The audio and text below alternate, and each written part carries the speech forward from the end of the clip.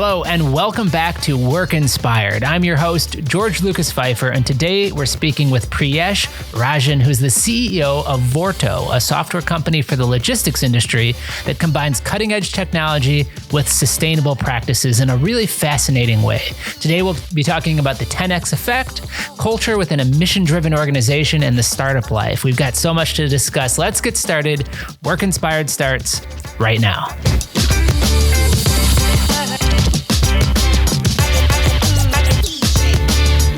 Priyesh, thank you so much for being on the show today. It's such a pleasure to have you here and to talk about some of the things you guys are doing at Vorto. Thank you.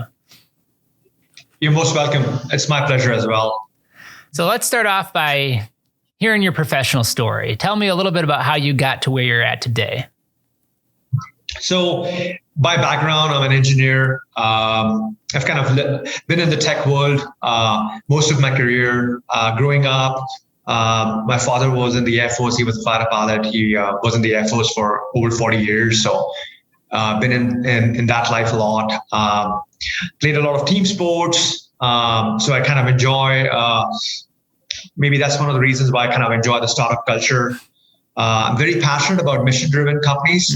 And kind of have spent pretty much most of my career using technology towards various different mission-driven drives that I've had during the course of my career.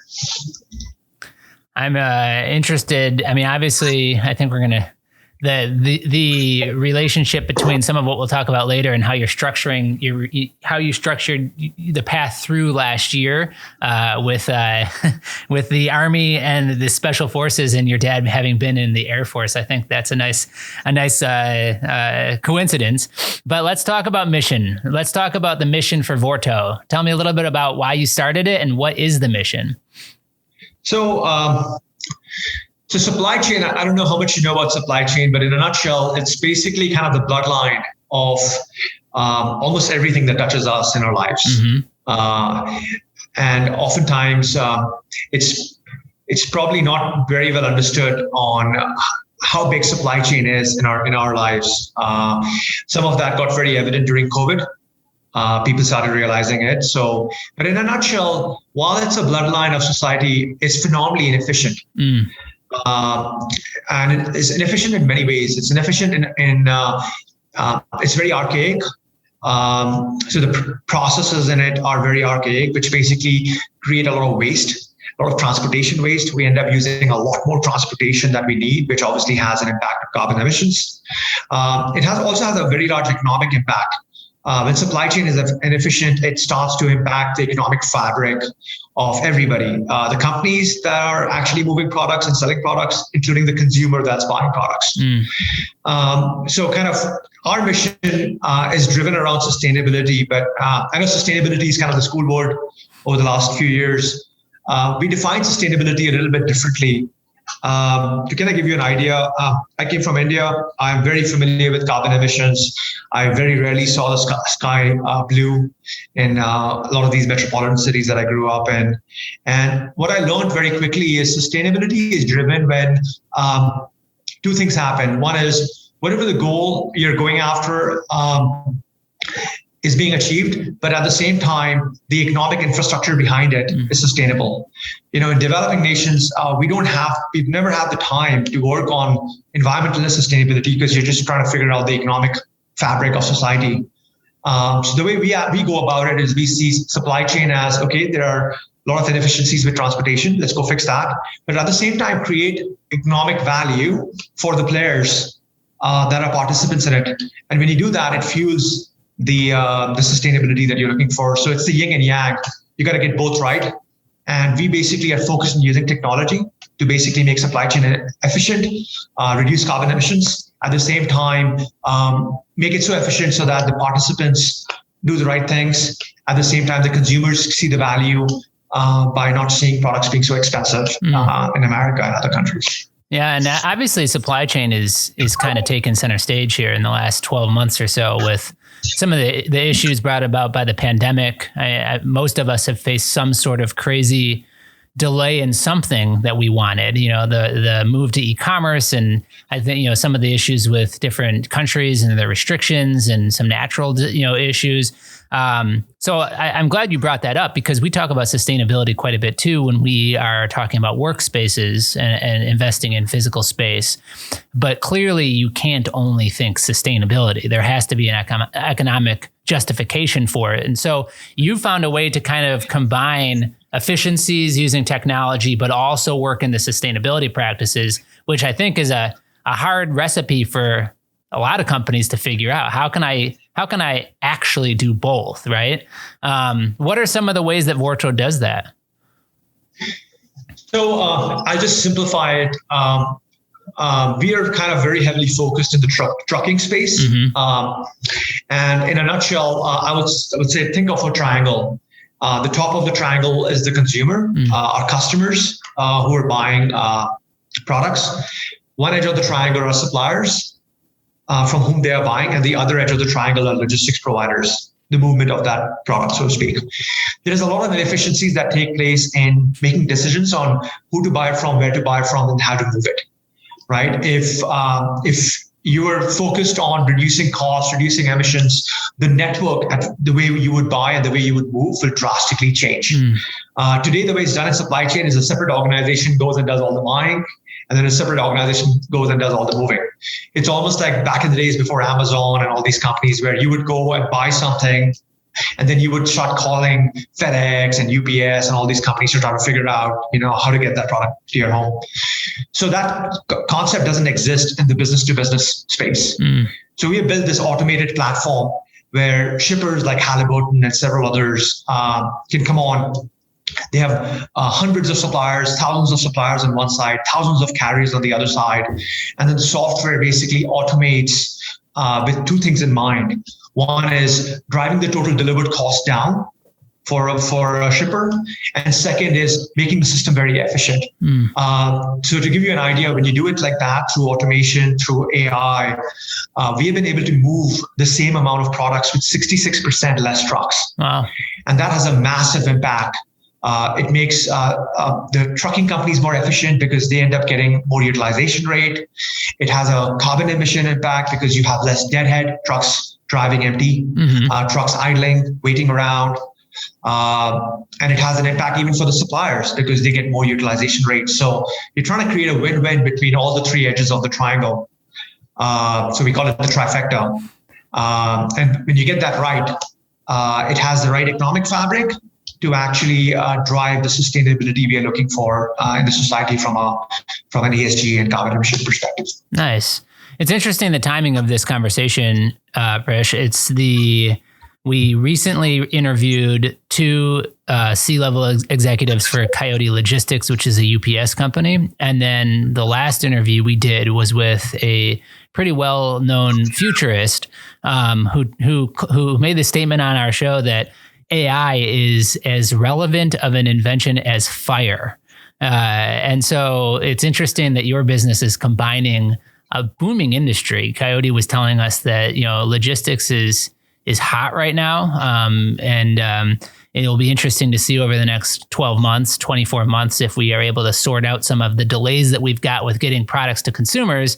But if the industry continues to grow at the pace that it has over the last 15 months, is that kind of your projection? Are you seeing a pretty bright future for the logistics industry? Absolutely. So it's getting impacted by many things, right? There is a massive labor shortage in America, and there is even bigger driver shortage in the trucking industry, to give you some perspective. And that just gets worse as years go by. And it's a very common thing in developed nations, So you have shortage, is scarce resources, and you're basically trying to figure out how to do more with less. And it's the right progression, right? It just happens to be, we're doing it at a time when it's getting fueled by all the issues you saw during COVID. The other aspect that supply chain has, which is very unique, is it's very dynamic. Those three things I told you about: buying, selling, and moving, they keep changing. Yeah. You may need a different product.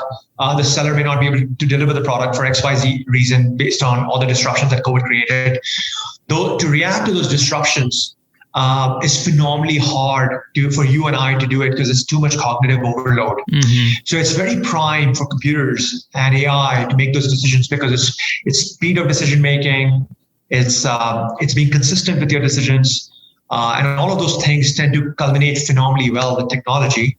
While it sometimes feels scary because it almost gives this feeling of it's automating some of the workforce, it's very interesting to see the workforce that it's automating is minuscule compared to the number of people it's impacting in a positive way from an economy perspective.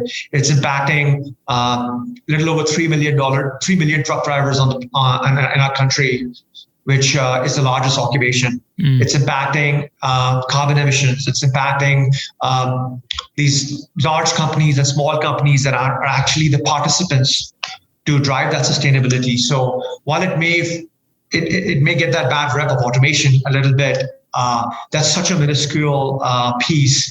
The true impact of it is actually making the bloodline of America more sustainable.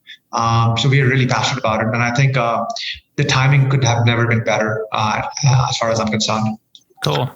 Yeah, it's interesting. This episode will be released right ahead of where many companies are kind of planning some form of a re-entry into the workplace. We've heard Labor Day discussed quite a bit. There's some uncertainty now with the Delta variant, of course. But when we talked a couple months ago for our planning call, I was really interested at the kind of the position you took and the strategy around your response to COVID last year as it related to in-person or remote.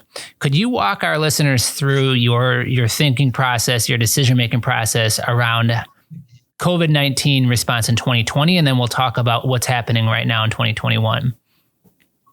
So, COVID, at least in my professional life, was probably, and my life in places I have lived across, was the most devastating pandemic I had ever been part of, right? So as a leader, it took me aback with regards to what should be the next steps. I remember, I think it was March 8th or March 12th when we shut down our offices, went remote. And we started thinking about, okay, what the world would look like. We were reading news. Is it going to be 2 years till the vaccine will come out? Is it going to be 3 years? All those kinds of things. All those thoughts were going on, right? Nobody knew anything. It was just come into America. And one of the things we kept thinking about is what we noticed is our business started shrinking temporarily because almost the country was shutting down. And we started noticing that, hey, the distractions are going away, the day-to-day operational distractions, the firefights and stuff like that. And as we got some time to think about it, we all got together over a Zoom call and we kind of asked ourselves the question, do we hunker down or do we innovate? I've been part of multiple downturns in other industries, and I've always learned that downturns are the best times for innovation because it's free spirit, right? It just kind of gives you all the focus that you need. And we've decided that we're going to innovate, and we set a goal and we said we'll innovate faster than we have ever innovated in the past. And we already had the benchmarks because we have the past to look at. And so we did that.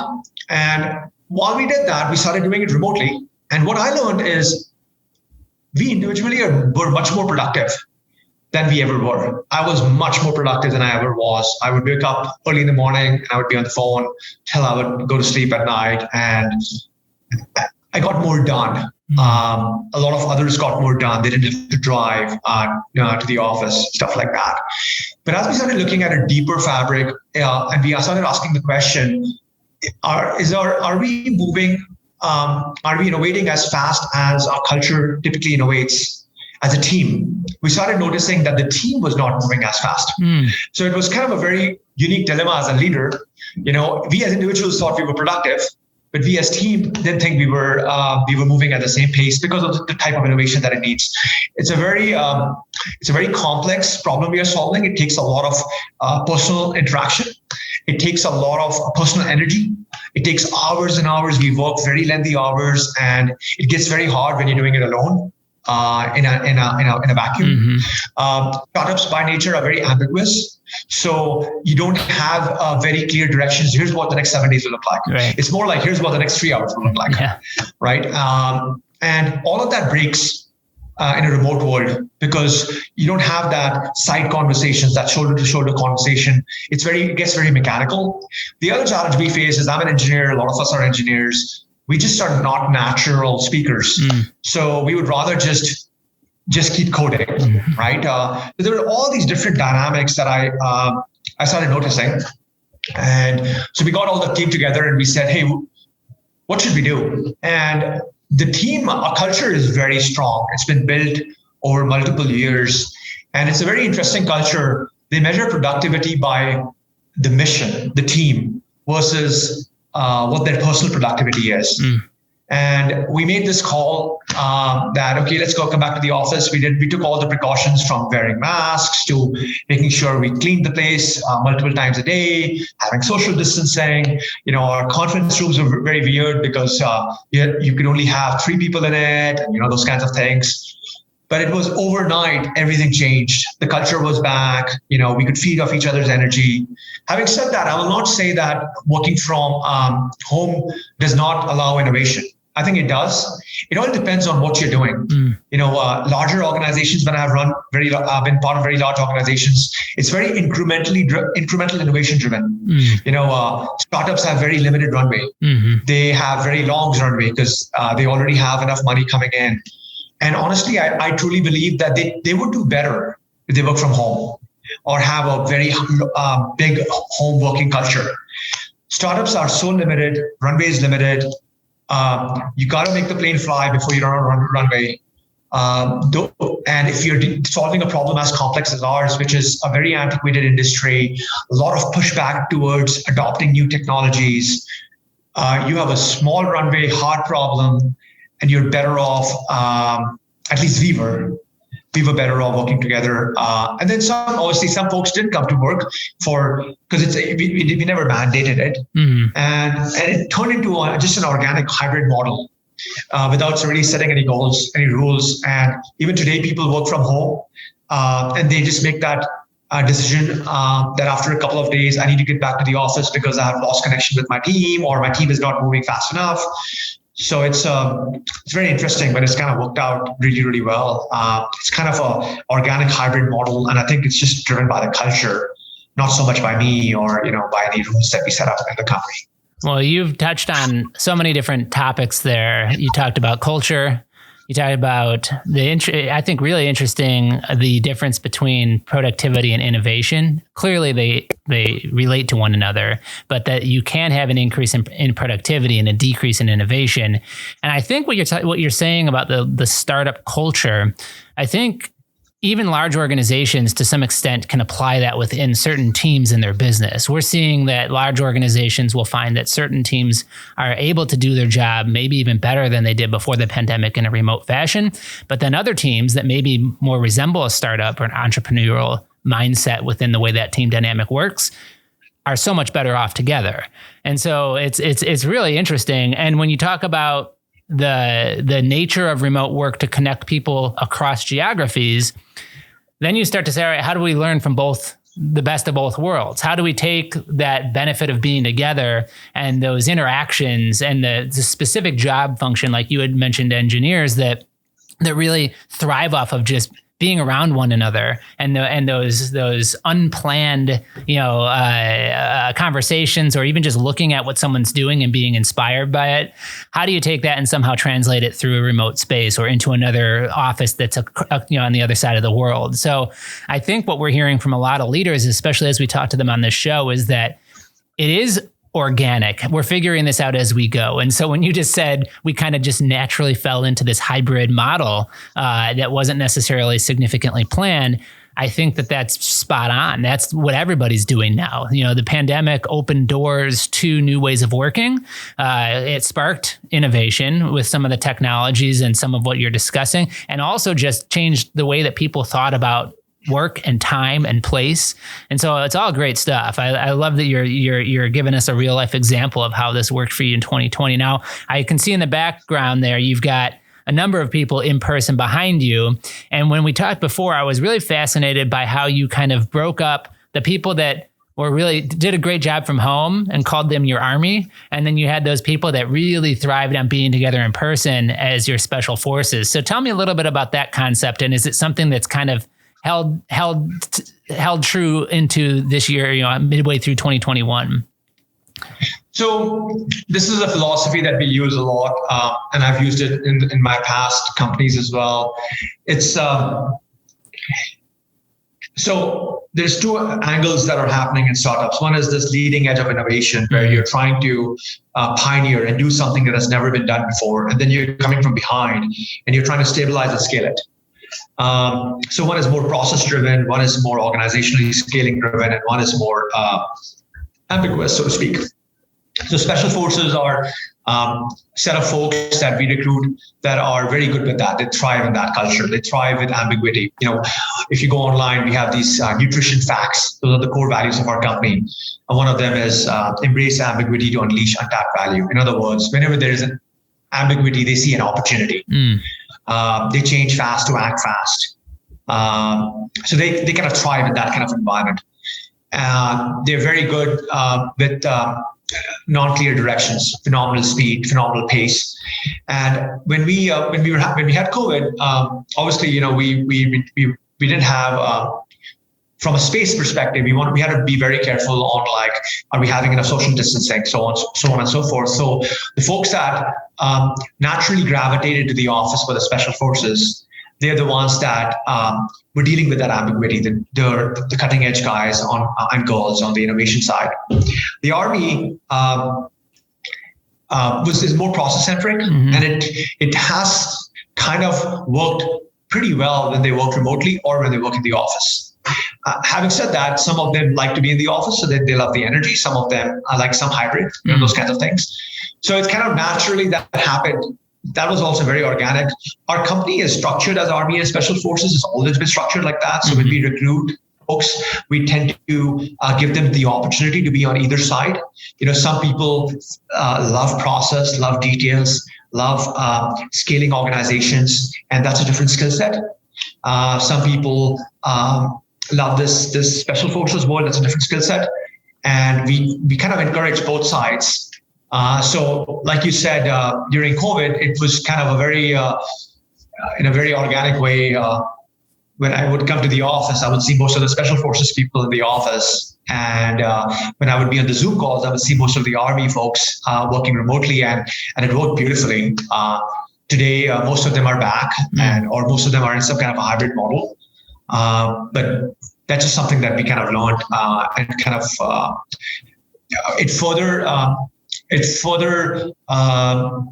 reinforced our belief that for transformational innovation, people tend to just automatically gravitate into this model without actually asking them to gravitate. And that started making us believe even more that, look, if we may have to do remote working in future, this is kind of how we do it.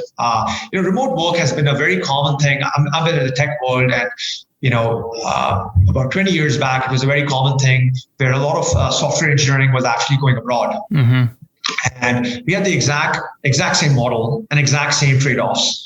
While there were very intelligent people working on these things abroad, we could never connect with them. We could never create that culture. The disconnect in communication would happen, not so much just because of remote, but also because of the time zone, so to speak. Right. During COVID, since COVID actually, we grew our organization 15 times. Wow. So it's just been hyper growth, right? And when new people come in, when you work in the office, it's easier to kind of learn the fabric of our culture and get them indoctrinated into who we are, what we believe in, where we are heading. All of that gets very challenging, when you have remote. So it's a balance that all companies will have to learn as time will go by. I don't think anybody has a silver bullet on how this is going to work.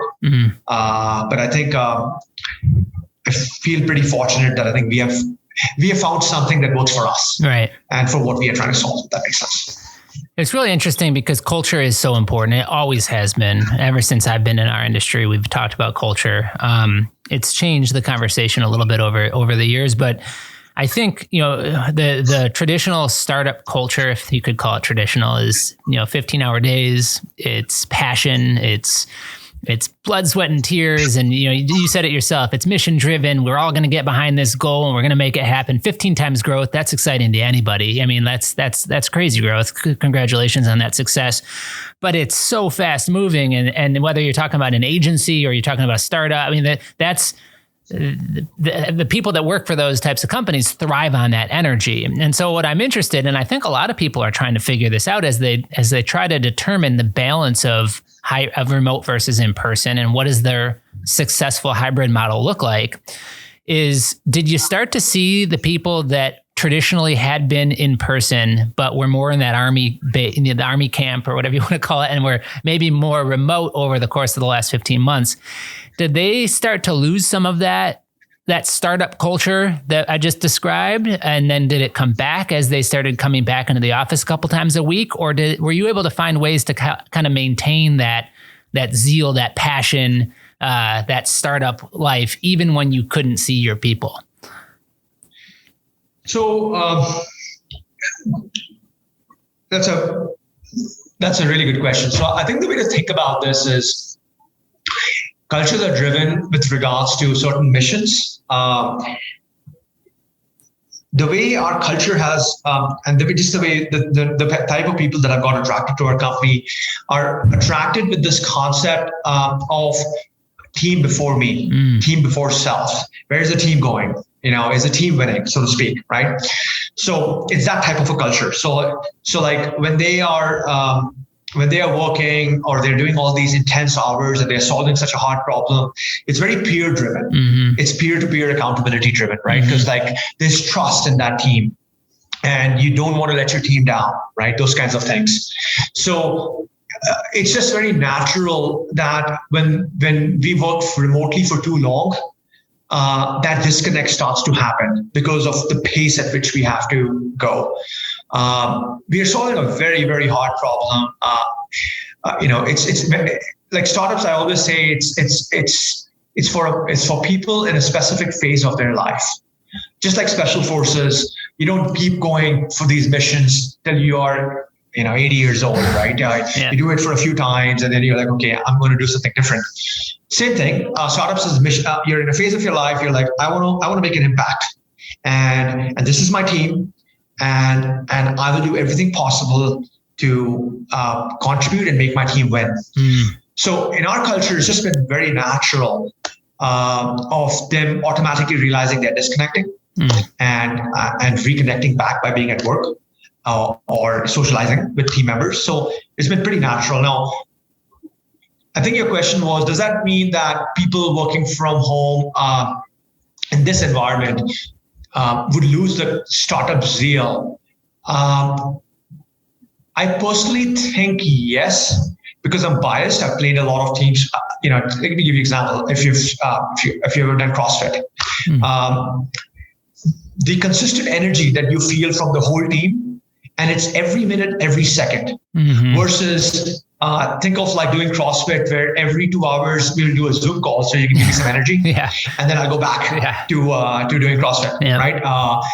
It's unbelievable. I truly believe energy. I know it sounds a little quirky and spiritual, but I truly believe that energy spreads from people to people. It's very magnetic. And maybe after this company, I'll try to figure out a way to get that magnetic spread through laptops. So you could feel it, I could feel it. But like when you're in the same room, I truly believe it happens. And it's very magical. Like you'll be in our office at 11 o'clock at night, or you'll be in our office at 7 a.m. You'll almost feel it's the same energy.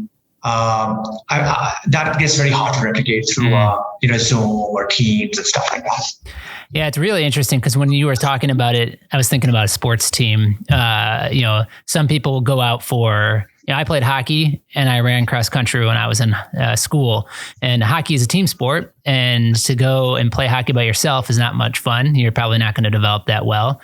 Running has some team components too, but it's very much an individual sport like swimming or, some of these other sports. So two different types of mindset, two different sets of expectations, maybe two different types of people that will go out and thrive in those types of events. So at one point I was thinking, all right, well, that's the difference. In person's the team sport, and at home or remote is the individual sport. But then I started thinking, okay, well, now there's esports, right? You got these teams that play fully remotely and somehow are able to come together as a group, even though they're not in the same room and they're all over the world. So you throw in technology, and now all of a sudden it's not as black and white. It's not as clear as to what, who goes where. And so I think that's part of the uniqueness of the recipe of hybrid for each company and each team and maybe each individual. I thought it was interesting that you mentioned work-life balance, because that's another thing that people talk about a lot is we want to make sure we're offering our employees the right amount of work-life balance.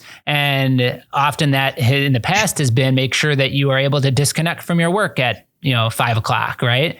But in your world, and for a lot of businesses, especially highly competitive fields and results-based organizations, they don't connect, and so is that necessarily considered a bad thing? Their balance is in their impact, like you had just said. And so it's interesting when maybe you've got two different types of people at your organization where that might mean something different to each one of them, is you have to be able to provide options or for choice, or you have to be really specific about the type of people that you're hiring and bringing onto your team. So there's so many different variables to a successful equation. And hearing you talk through the way that you guys have structured yours is, I think, really helpful. No, I think I agree. This, like I was saying before, we all live a certain span of life, right? And to be sustainable for that whole span of life, just having done startups, I don't think you want to just keep doing it. Yeah. Because honestly, that sustainability and balance will go away. Yep. But if you look at it as phases of life and say, okay, at this phase of life, I just want to focus on impact. Your objective and your goal is different. So, I've been in larger organizations where I've actually been really focused on providing that balance, right? That disconnection from work, XYZ. So I think it all depends on what the objective is. Yep. Here, the objective is the mission. So that just is very hard to create. But then, when you're in a different environment or it's a longer environment, where you're doing something for decades. Yep. I think you approach it a little differently. And startups tend to be very few years. It's like a sprint, right, versus a marathon. So I think it all depends on what the objective is and what the playbook is, if that makes sense. Definitely. You had mentioned something called the 10 times effect when we last talked. Could you explain that? I thought it was pretty interesting. So we use this phrase a lot in our company. We call it the 10x effect, which is basically it's a concept of using technology, but in a nutshell, only launch things in the market that creates 10 times more value than what happens today, and then do it at 10 times the speed. So what does that mean? So in supply chain, it's a very antiquated process, and the way we looked at it, we said, the whole world is trying to go digital and trying to take those paper processes and turn them electronic so that there is a repository. You can go back and look at those things, those kinds of things. Whereas we went the route of no, let's just go 10x in value. Let's basically create a level of efficiency in supply chain through AI and through our technology stack that has never happened, which is everything I mentioned before, from a sustainability and economic value perspective. And then do it at 10 times speed because startups have a small runway, right? And you have to make sure, can you imagine working on a mission and having a lot of fun, right? And then losing the runway. So that means all the work that you did actually never really made an impact. It didn't really create a dent in society. It made an impact for the 3 years you worked on it, but it didn't create a dent. For it to create a dent, it has to fly, and speed is a big deal for us. I've been very fortunate, touch wood, that we did take off, and speed is what drove that. And now it's all about scaling that and building those deep roots into this planet, so that everything we have done will have the advantages that we had perceived it would have for society for the coming years. So that's kind of what we call it 10x value at 10x speed is kind of the mantra for our company. I'm guessing that the right people on the team, the right mission, the right product service, the right solution to a problem, those are all probably components of it successfully achieving 10x. But if a company, a startup, an entrepreneur, even a large organization wants to take the first steps to getting to 10x, what would you advise? A larger organization? Sure. Is that the question? Yeah, I'm thinking probably most people are a part of some organization. So you're right. It's going to be very different, a different answer. I'll give you a perspective on how a larger organization could do it. So what we have learned is small teams do phenomenally well. So my suggestion would be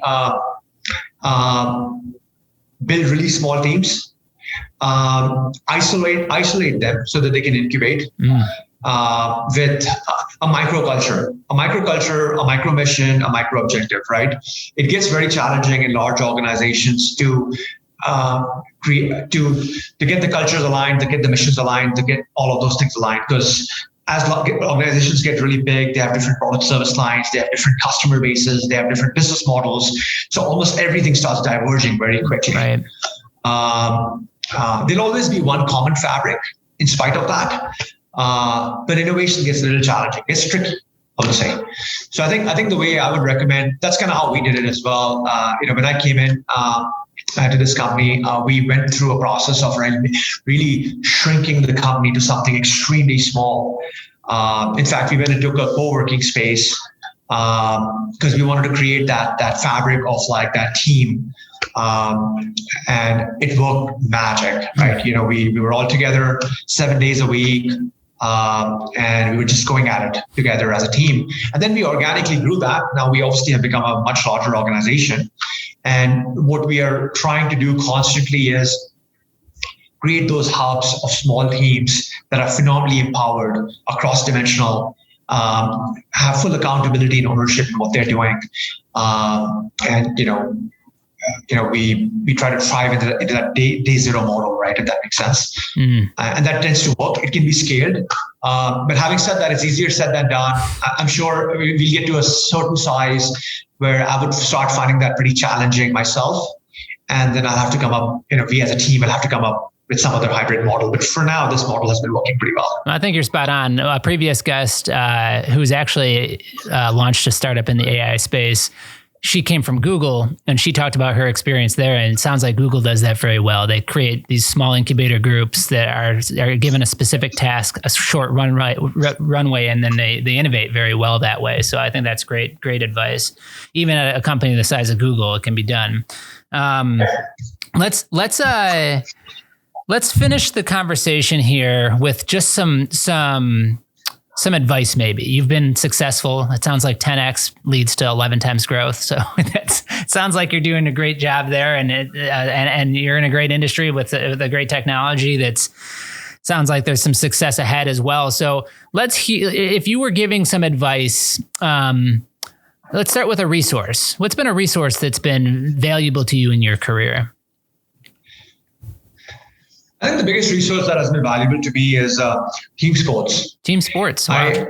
I feel like I whatever I learned as a child playing sports, and the reason I have enjoyed that so much is like I played a lot of sports. I was in a lot of different teams, and I felt like every game was a company, and that company was a 2-hour company, and in 2 hours I went through every emotion on with regards to what happens to a team, how a team gets inspired, psychology of your own team members and the competition you're competing with. And I kind of learned a lot of tricks of leadership in that. We try to simplify leadership in our company, and I learned that in team sports it's a simple formula of inspire, connect, and only then direct. And team sports tends to really teach you that really well. Like, until you have not inspired the team and you're not personally connected with each team member, you're wasting your time directing.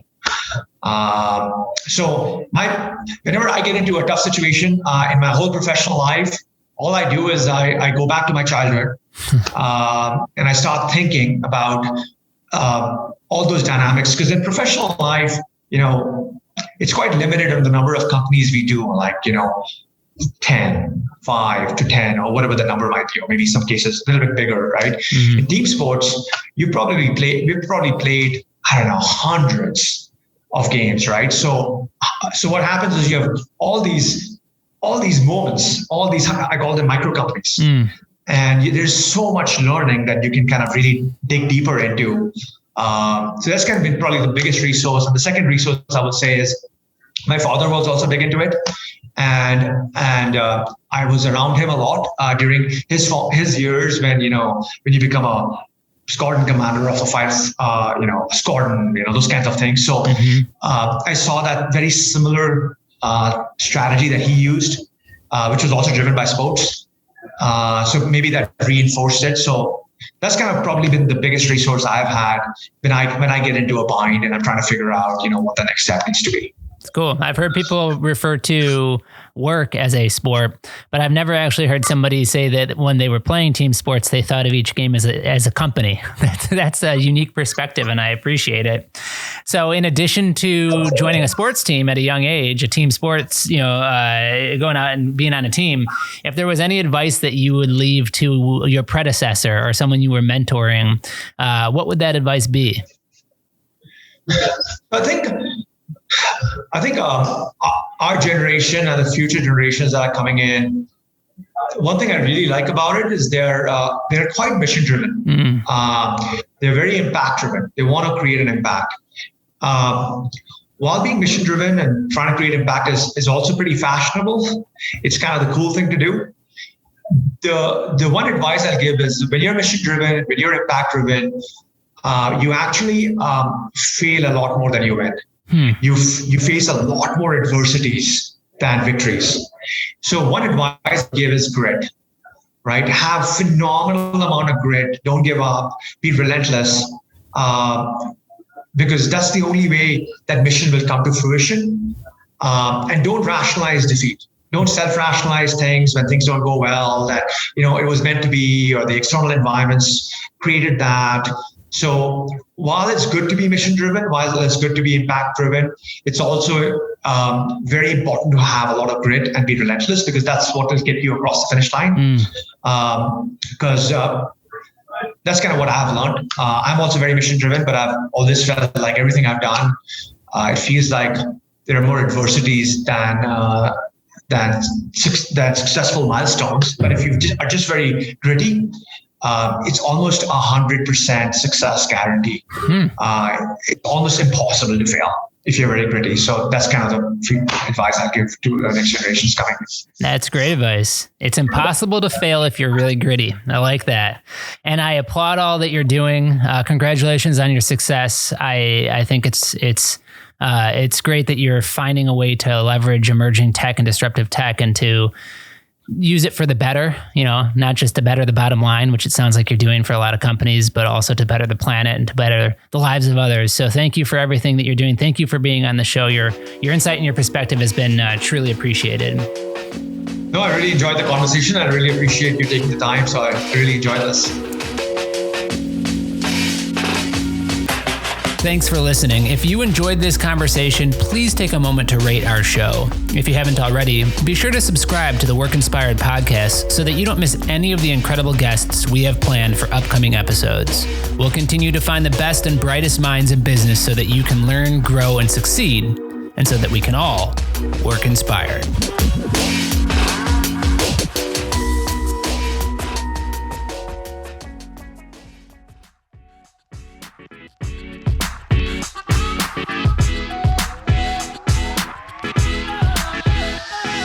Work Inspired is brought to you by BOS, a leader in commercial working environments and a Hayworth best-in-class dealership.